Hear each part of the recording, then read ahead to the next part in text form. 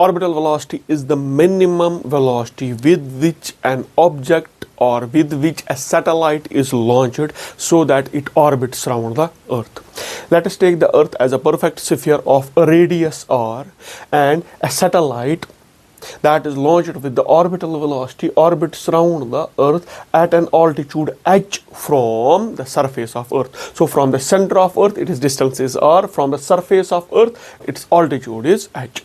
This dotted circle shows the boundary of the gravitational field of the Earth. So the satellite orbits in the gravitational field of the Earth.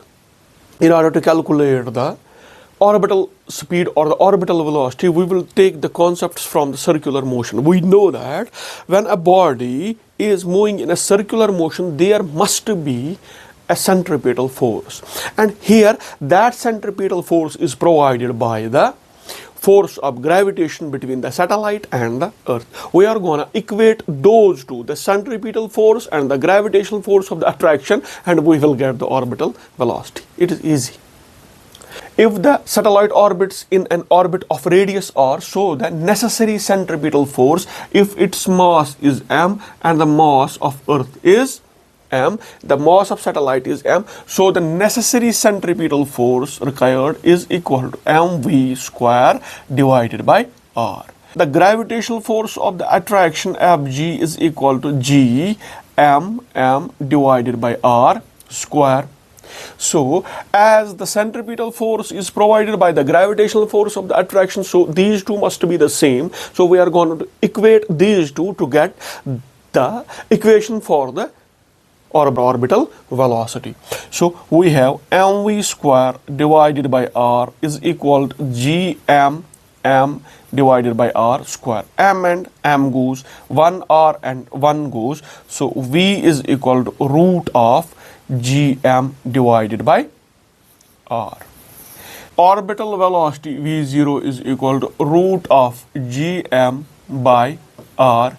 Now gm by r square is the gravitational acceleration g, so we can say that gm is equal to g r square.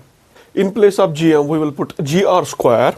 So our equation for the orbital velocity becomes v0 is equal to root of gr square divided by r. Now as r has got the square root of r square is equal to r, so getting the r out of the root, so v0 becomes r root of g by r. This r, as we know, is distance from the center of Earth to the satellite. That means this r is equal to capital R plus h. So putting r plus h in place of r, so v0 is equal to r into root of g by capital R plus h. If the satellite is orbiting close to the surface of the Earth, in that case r is greater than h, that means h can be neglected, so orbital velocity becomes r root of g divided by r. Be solving this, when r is let into the root, that becomes r square, that means it is root of gr square divided by r, and that becomes root of gr. Orbital velocity for a satellite that is orbiting close to the surface of the Earth is equal to root of g is 9.8 and r is 6.4 into 10 raised power 6 meters. 6400 kilometers is equal to 6.4 into 10 raised power 6 meters, and that comes out equal to 7.92 kilometers per second. That means the orbital velocity of a satellite that is orbiting close to the surface of the Earth is 7.92 kilometers per second. If it is less than 7.92 kilometers per second, it will fall down to the surface of the Earth. If it is greater, it will orbit around the Earth, but with a lesser time period.